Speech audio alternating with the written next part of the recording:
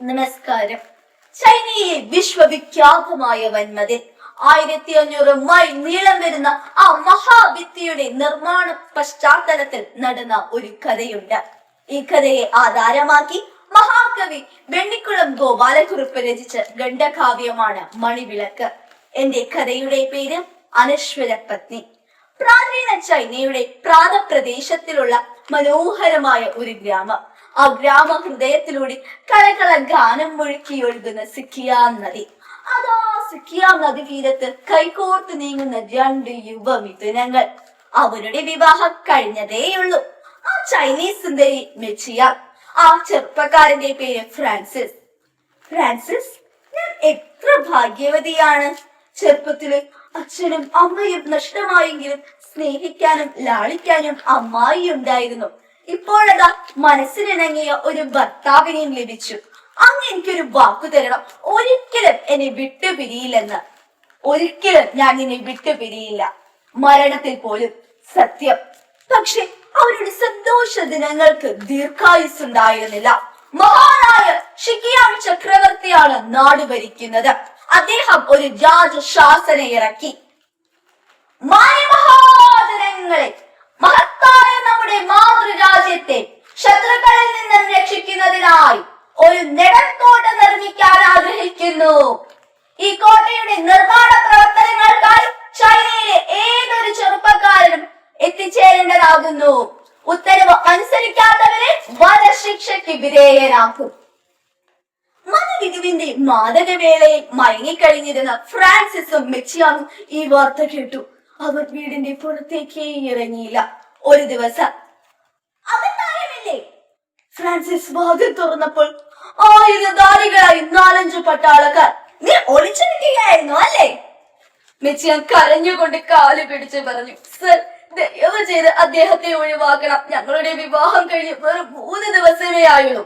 ഒഴിവാക്കാനും ജാഗ്രത പറയുന്നു. ആ പട്ടാളക്കാർ മെച്ചിയാങ്ങെ തൂക്കിയെടുത്ത് വലിച്ചൊലേറ് കൊടുത്തു.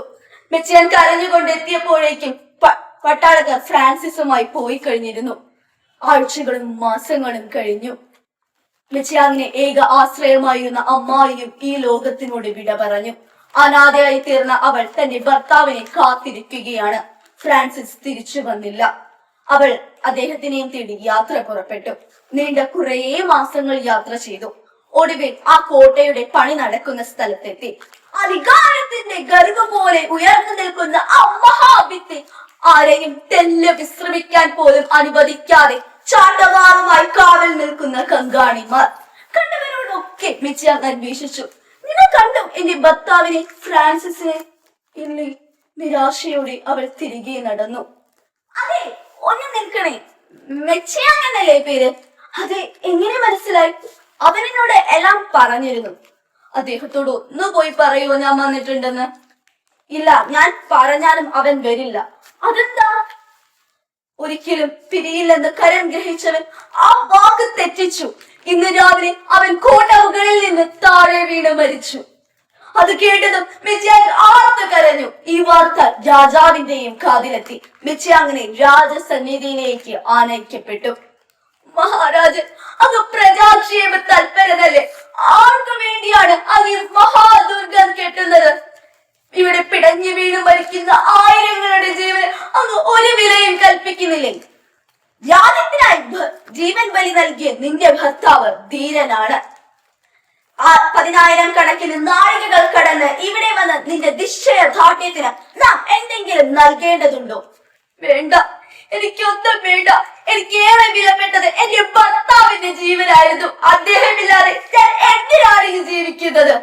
ഇതും പറഞ്ഞ് അവൾ ആ മഞ്ഞ നദിയിലേക്ക് എടുത്തു ചാടി. 3-ാം ദിവസം നദിക്കരയിൽ ശവശരീരം അടിഞ്ഞുകൂടി. മെച്ചിയാങ്ങിന്റെ ഭർത്ത സ്നേഹം കണ്ട് രാജാവ് അവൾക്ക് വേണ്ടി ഒരു ദേവാലയം പണി കഴിയിപ്പിച്ചു. ആ ദേവാലയ ഗോപുര മുകളിൽ സ്വർണ ലിപിയിൽ ഇങ്ങനെ കൊത്തിവെച്ചു, അനശ്വര പത്നി. ഈ കഥ അവസാനിക്കുമ്പോൾ ജീവിത പങ്കാളികൾ തമ്മിലുള്ള ആത്മബന്ധം കുടുംബ ബന്ധങ്ങളുടെ കെട്ടുറപ്പിന് അനിവാര്യമാണെന്ന് നമുക്ക് മറക്കാതിരിക്കാം. നന്ദി, നമസ്കാരം.